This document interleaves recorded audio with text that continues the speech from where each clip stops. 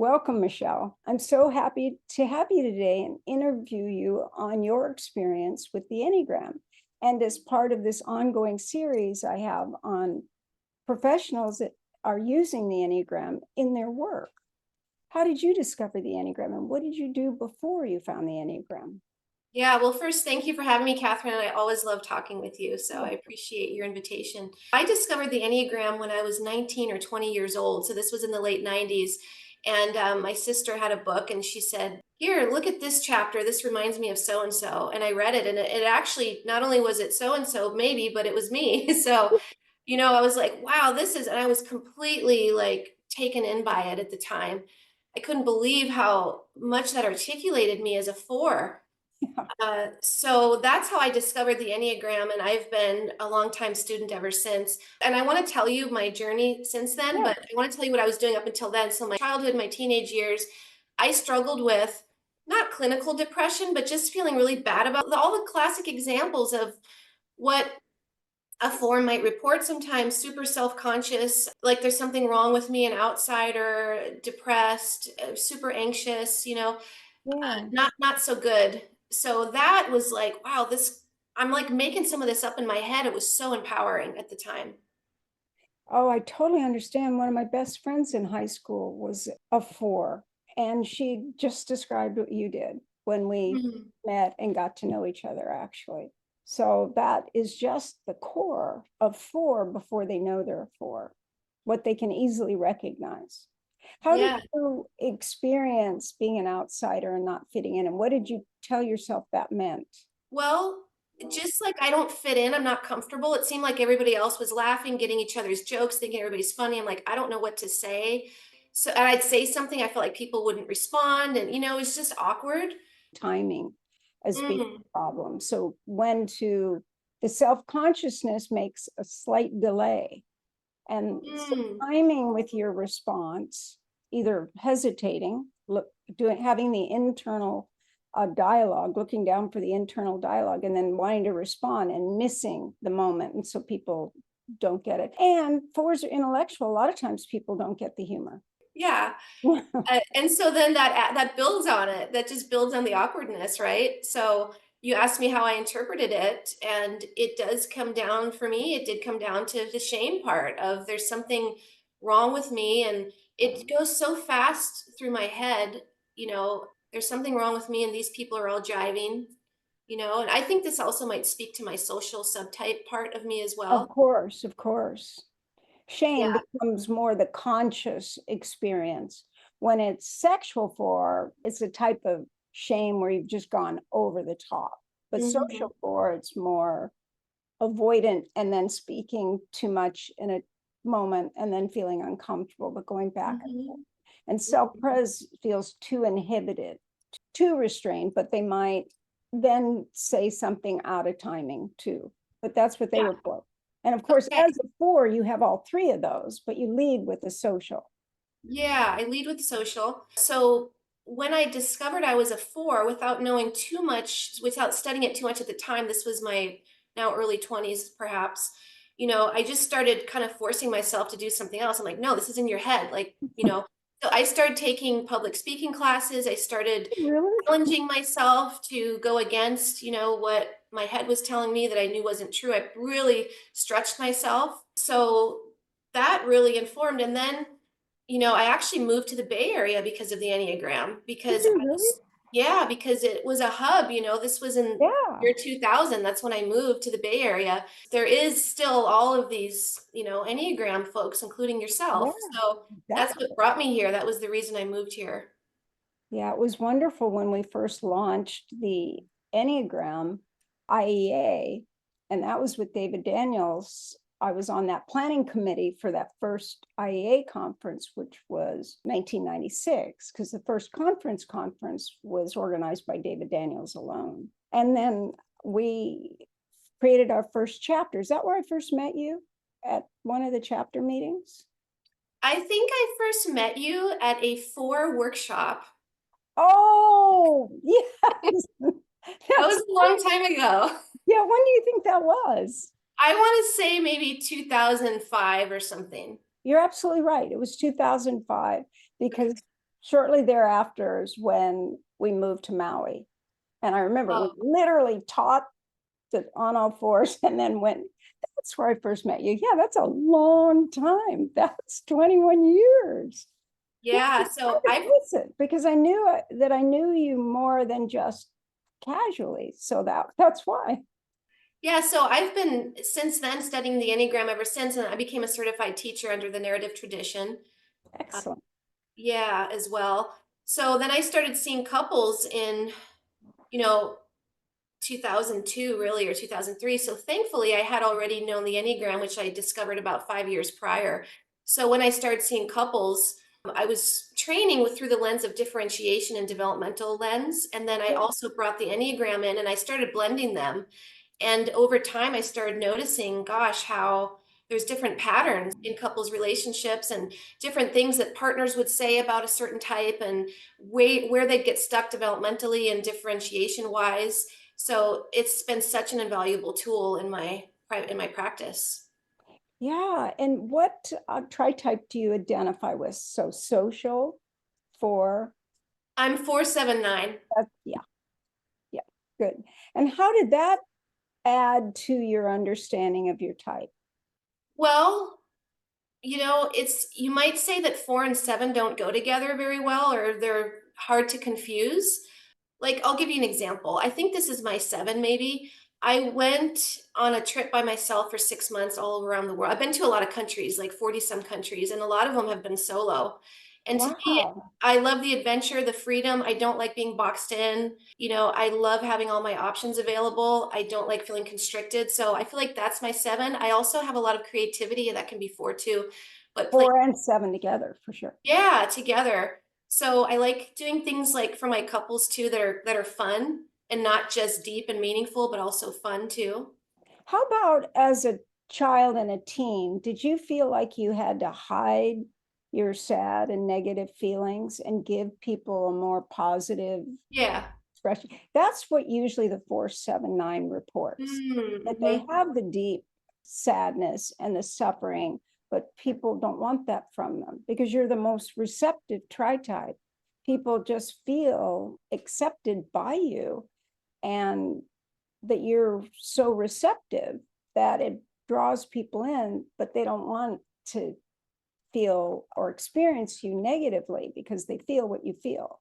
Mm-hmm. I don't know how to explain that better, but of all 27 tri-types, it's the most ethereal, the most lyrical, it's creative and in the way of movement, because the 7 always brings movement, but with 8, it's kind of a jarring movement. But with Mm-hmm. 9, it's very lyrical and fluid. And it Mm-hmm. isn't just the 3 types. Yes, we have a type for each triad, but what tri-type's all about is the merging of those 3. And what those 3 types share in common become the driving force. And then the others are subject to this overriding focus of type. Because a lot of times people ask me, well, my line is this. Well, that just amplifies it. But the lines and the wings are part of the dynamic part of the Enneagram itself and how the Enneagram moves from one type to another, to another, to another. But the actual tri-type shows you the full configuration. So 3 sets of idealized images, 3 sets of core fears, and 3 sets of gut reactions that are then merged. So those 3, and an affront or a feeling of one idealized image being threatened. And so you can imagine with the 4 and have experience with the 4 that it just triggers all the rest of them. So you Mm-hmm. feel inadequate like a 4, and then you'd feel inferior like the 7, and then you'd feel like you just were totally disconnected and disassociated like the 9. So Mm-hmm. they just cascade into each other. But all it takes is one. You could actually feel inferior and then feel inadequate. But Mm-hmm. that's what tri-type research revealed. And then I thought, oh, so it isn't just the 3 types. Like in the first year, I thought it's just the 3 types. And then I realized, no, there's this overriding issue. And what you guys share in common, all three types, then becomes your expertise. So bringing fun to something that could be sad or difficult is what you're meant to do. Yeah, and the tri-types for me have been really powerful, and I thank you for bringing that to the world of the Enneagram. It's been really helpful for me to know, just adding a whole other dimension to understanding. As a four, I want to understand myself. We all do, I suppose, but sometimes people don't, when they read about four, they don't think that sounds like me, because I think I can come across like I'm putting a positive spin on things, Yeah, like sevens and nines might do. exactly. hmm But I'm very much a four. I just Yeah, don't always show that part of it to. yeah. And you have the eyes that are, if I can do it, where the brow sits more here Mm, and it looks sadder than mm, the brow that's bright-eyed. But when you say something you enjoy, you go bright-eyed very quickly. But with yeah, the sevens, you see more of the eye itself when seven's in the lead. But when four is in the lead, you see the sadness and then these moments of enjoyment. Yeah. that's so interesting how our body takes all of this on somatically. Yeah, I did a life purpose summit not that long ago, and I interviewed this woman who does face readings, and so she can look at somebody's face and tell them all kinds of things, Yeah. their That was the hairline and. first thing I learned when I was 7 years old, a little book on face reading. And Oh, really? that started me with behavior analysis, everything that was available. Oh yeah. Yeah, you can. And you can even have twins that have kind of had different emotions. So they develop different muscles. Like if we work out our arm, then it builds. Well, the same thing happens in our face, all muscles in our body. And hmm so if we're used to going, I don't think so, like disgust, that this gets heavily developed like I have. And if you have a sense of irony and that change, it's like the one-sided, which is what you have. When you smile, you have a one-sided. It's the one side, I know. I have pictures as a kid where it's just the one side going up. Exactly. And that's coming from your seven. Oh, interesting. Yeah. Okay. Whereas when I have contempt, it's a little bit on this side. And it's not when I'm happy.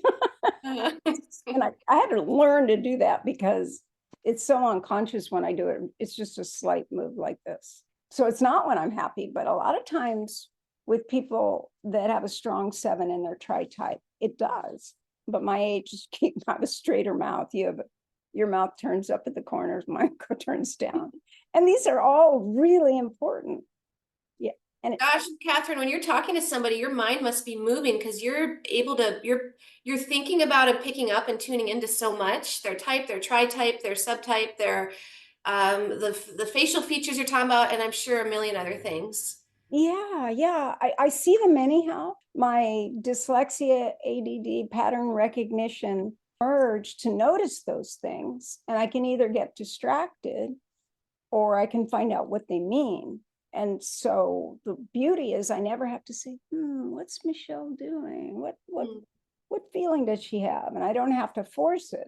It's just when it arises, I know what it means, and then I might ask you about it. Whereas I've mhm. had people, especially fours, that'll come to me and say, well, Katherine, I want to work on my deeper trauma that I've had years ago, but I want to work with more of it. And they think it's the trauma itself, but their micro expressions will say they're good with it. And then when they describe that people didn't understand their trauma, then they can just be animated with macro expressions, not just micro. And then that's where we need to work rather than on the actual trauma itself, that how hurtful it is when people don't understand it, which is sometimes worse than the trauma itself. Yeah, absolutely. Yeah, so that's great that you did one with people that could do that, because it really is informative. We just never learned it. Well, I did on my own, but I mean, as a culture, we don't teach that to people growing up, emotions. I sure do teach it with people that are neurodiverse. Every single one of them needs to learn something. I had to learn. Yeah, so you also work with Africa, and tell me more about that, what you've done in the way of creating donations and how you did it. Yeah, it started when I was in the third grade. We had a little book and it had questions. and Mhm. like fill in the blanks. And one of them said, if I could do anything, I would. And I wrote, I would grow long legs and I would walk to Africa and I would help the people there when I was, Wow. yeah. So I had that longing, I suppose, to help people in developing countries at the time. And I think that was one of my desires for travel too. I just wanted to really educate myself on the world and how I can have a more global impact, really. So that's been in my heart for a long time. And I did create a philanthropic initiative in Uganda, and it's called Global Joy Giving. And I always just said, I'm just going to donate a proceeds of my business to this initiative. So I started doing the Enneagram summits last year. I did 2 last year. I did 1 this year, and I also did a life purpose one. And I donate a portion of the proceeds to this philanthropic initiative. Yeah, so far we've been able to put in a clean water well for hundreds and hundreds of people, to provide scholastic materials and food to 400 plus children at the school for many school terms. We've been able to donate some funds to rural women so that they can start their own businesses and purchase sewing machines for women and a lot of other, help that we've been able to provide. And it's really cool because it's a small organization that I'm working with. And so something like the Red Cross, you donate and you don't know where it goes. But with this, Exactly. the guy over there, he takes pictures and he takes videos and people like talking to me directly, and I see exactly where it's going. And this last one, this last Enneagram Summit that I did, which was just last month, I again donated a portion of the proceeds, and they're holding up a sign that says, "Thank you, Enneagram Summit, for the helping profession." And it's got the Enneagram symbol Oh, on it. yes. So the one I was just in, and other Enneagram teachers, all the interviews you did, that summit. The one you were in. Yeah, Yeah, the one you were yeah, in, yes. And yeah. the business one you were in last year. I just didn't really put it out there last year, but now I'm starting. Just doesn't occur to me to tell people sometimes. I'm like, God, wait a minute. I Oh, think they'd like to know this. I think so. Yeah. So that is so fulfilling to me. And I'd like to, my vision is for it to expand to like India and maybe Southeast Asia. I'm just kind of going with my heart. Sometimes people say, people down the street need help. There's a lot of homeless people, and I know that, but I'm just kind of trying to honor what I feel drawn to and where I feel called to help. And it's just, so I'm just following what I feel called for. Yeah, I think we're happiest when we do that. Like, I feel called to help the misrepresented, the misunderstood, or the confused. Like, when I first was working with the Enneagram, all the other teachers in the area, if they had a child or someone that just was having trouble, but especially the children, they thought they were aides and they'd send them to me as an aide. But many of them weren't aides. They just had neurodiverse issues that weren't understood and not discovered yet. And it just did my heart good, and does my heart good still to this day. And whether it was in the prison system or elsewhere, like in 1995 was the first time I actually taught in a county jail. And they were so receptive. Many of them did not read well enough to understand my questionnaire. So I acted it all out and they got it. Of course, I had the collages from the pictures people had sent. And it was so touching that I came back. But then I knew that I couldn't do that full time, or I would just be devastated. I hadn't learned yet, because I do have 4 in the tritype, not the lead, in 3rd position, but I do have 4, that I just felt overwhelmed with their pain. It was an empathetic response. And I thought, okay, I got to balance that with people that have different problems. And so I did. But it does just deeply touch us when we do what we're called to do. Yeah. And to know that in 3rd grade, I think is true. If we get the right opportunity for someone to ask us, then we do. I mean, I wouldn't have been a coach. I wanted to be a therapist, but then I had an opportunity because I've been trained in that another industry. I just took it. But otherwise, I would have gone on as a therapist, but I really enjoy being a coach because I have the best of all of it. I can help with whatever people need to work on. And how did you decide Uganda? I've been to Kenya, but I haven't been to Uganda before. I just was kind of looking around for an opportunity and where I would land. It was important to me to form a relationship with somebody on land over there that I could trust, and it just happened to be Uganda. Yeah, So that's how that happened. that makes sense.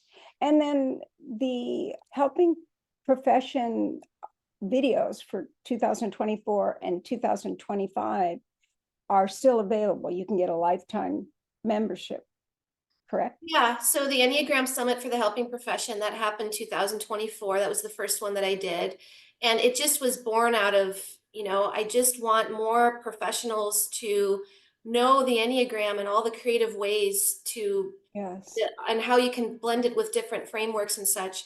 So yeah, that was in May. And then last fall, I did a survey after the one for the helping profession, and people said, we want one for businesses and teams. I was like, it's not my niche, but I guess I can do it. So I did that one last fall, which you were a part of. And Yes, then I really, really enjoy the helping profession one. So I did another one this year, and I'll probably do that one. That might be an annual one that I'll do. I would. And then make them all available.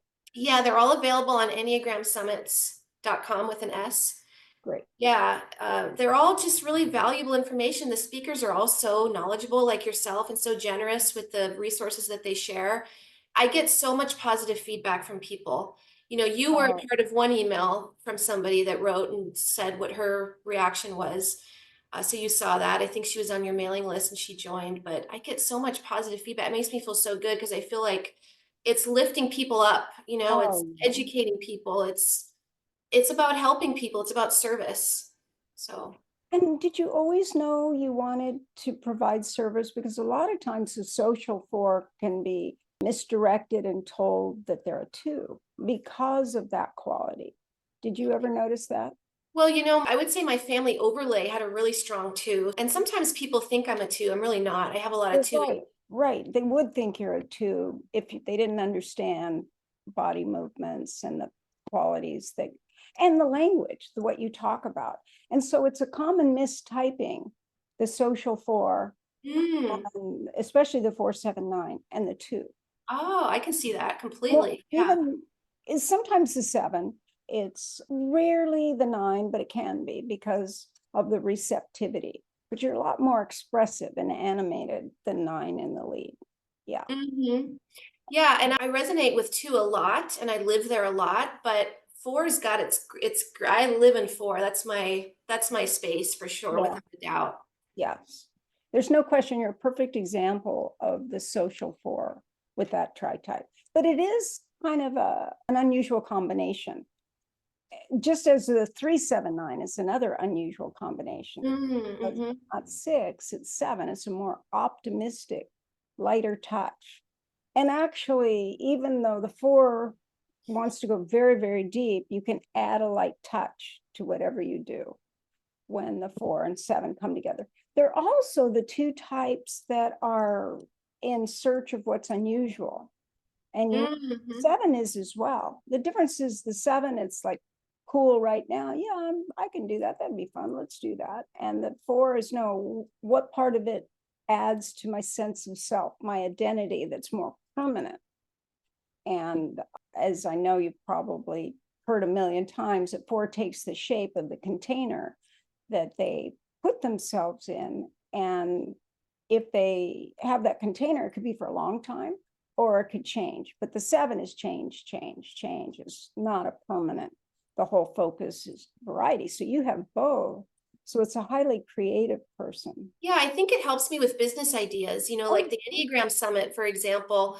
And I mean, because like you've probably heard by now, I really am passionate about global impact, and so I think that kind of those ideas, I really appreciate those ideas that pop in my head.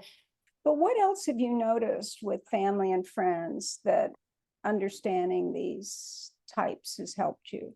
I mean, it's helped me enormously in my family. So I think in our family, we see ourselves a certain way, we have a certain role, and that can seem like that's our whole story rather than being able to zoom out and see that these are personality adaptations, and this person is the way they are for not because it's personal to you. I mean, as a four, the Enneagram has been huge for not taking things personally, but Yeah, instead, I think it's to help me develop a thicker skin, for lack yeah, of a better phrase, and to have compassion, understanding, which I already had. But if somebody's behaving in a way that's other than, easy to be around, and friends as well, relationships, And then also the couples I see too. If, I train other couples therapists, and there's a video that I show where somebody's really acting up a lot and he's got a lot of anger, and it's a classic 8 space. And Yeah. when we come out of it, a lot of people have countertransference. They're saying, I don't really, I've got a bad reaction to this person.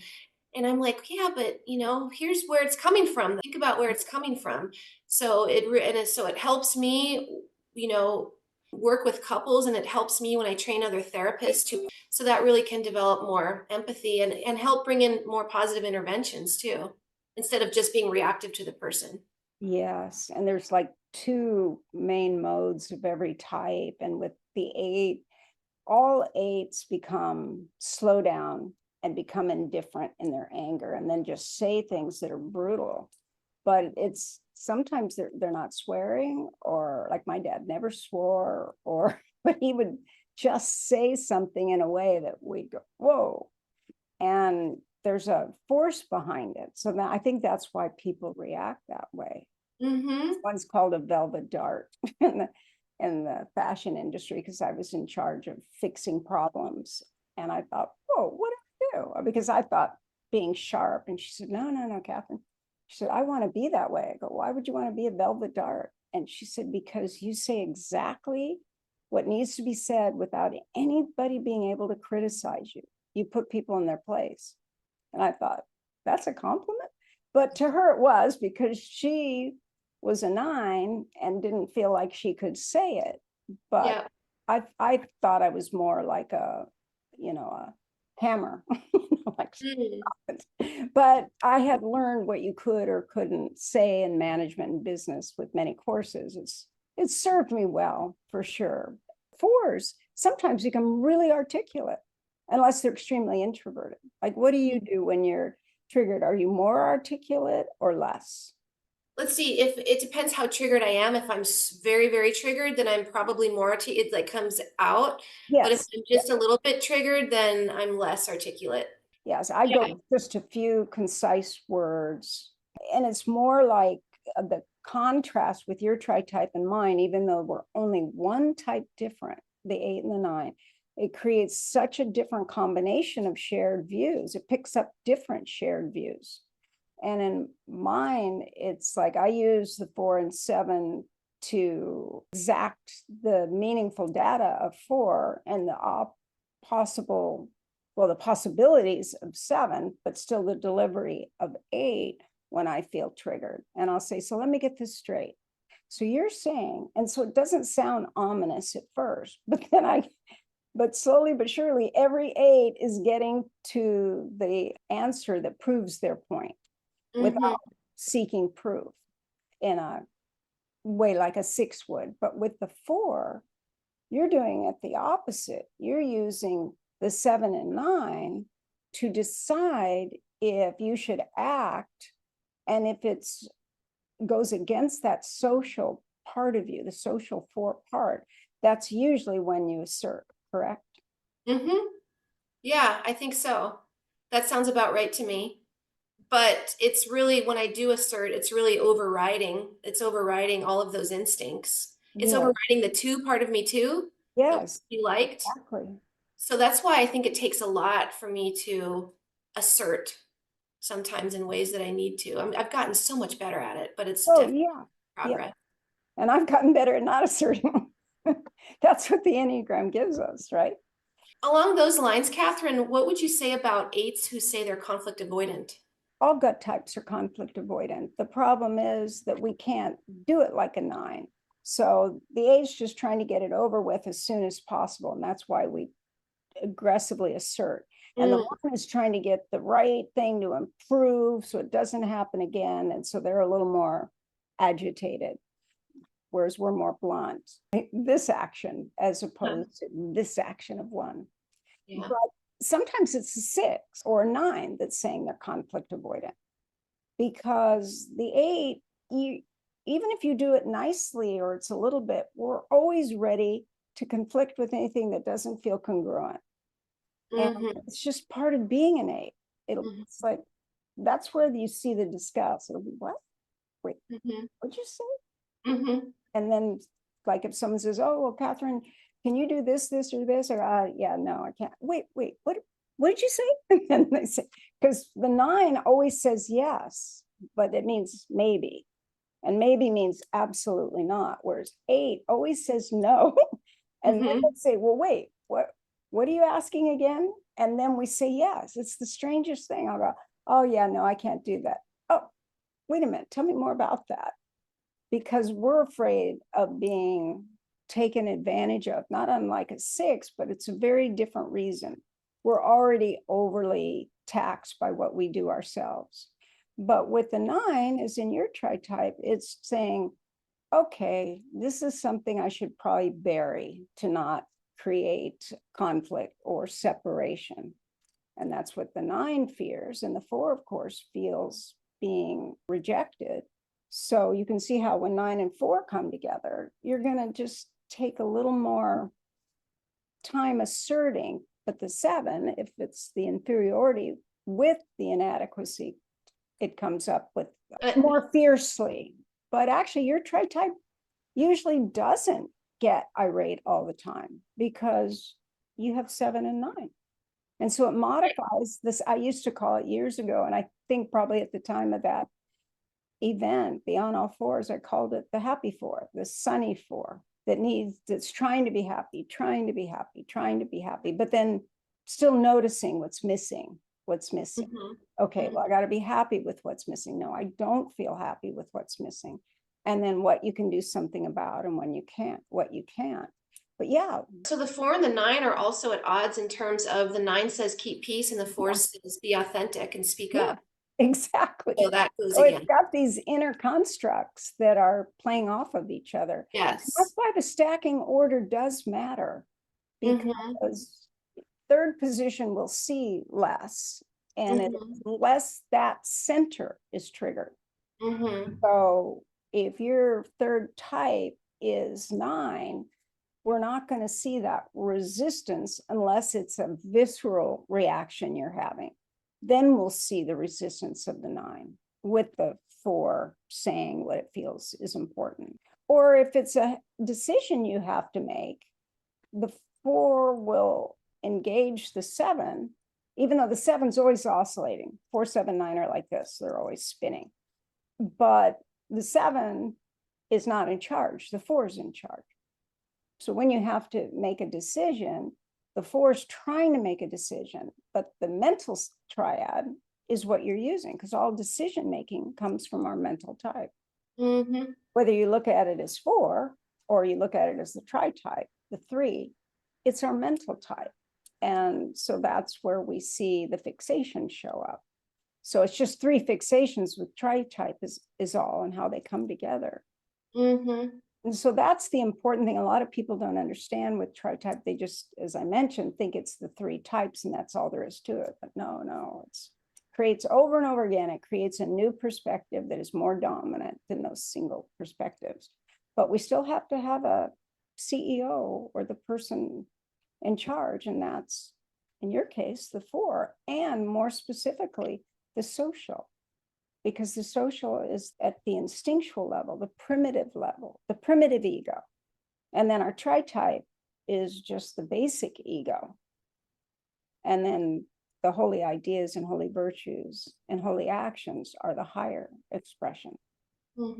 Personally, I found the only way out of when we get trapped in those types disagreeing, because if they all agree, we make instant decisions. They're decisive and immediate. But if 2 of the types agree and the 3rd type doesn't, yeah, we're inclined to do it, but we still have misgivings.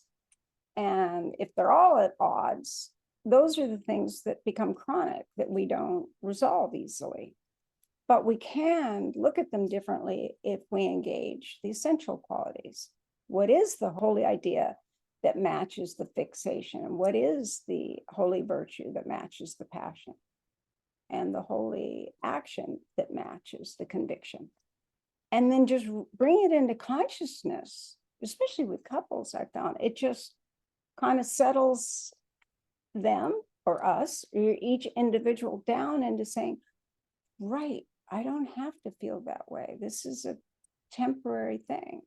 And it doesn't make it, you don't suddenly feel joyful, but it neutralizes. Mm-hmm. And that's why I spent so much time on developing that, and why my book's delayed, because I got to explain that too, or I got to explain this or that. But when you're describing the 479, you're really explaining the dilemma that you can be mistyped and people will say, oh, you're not a 4. You are. You totally are a 4. Mm-hmm. And you're that type of 4, the receptive 4 that avoids conflict but wants to be authentic. And sometimes it's hard to be authentic and avoid conflict at the same time. They're at odds, directly at odds. And, sometimes with individuals that I work with couples, I do a lot of parts work, like sitting in different chairs. And you were talking earlier about how all these parts are, the different tritypes and all this internal family that we have internalized. Yeah. But they can be at odds. And like you said, if everybody agrees, there's really no growth then, right? We just are, everything's flowing and easy. I think it's that friction and that tension and working through it that leads to the growth that is hard, but also feels good too. Spoken by the high side of 4, actually, because that's what 4s bring to the equation.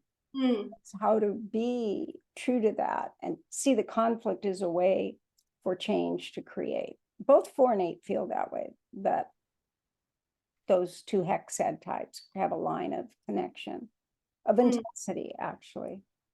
Yeah, that's great. Well, is there anything else you'd like to say, or your website address, or anything else you want us to know that I didn't ask you?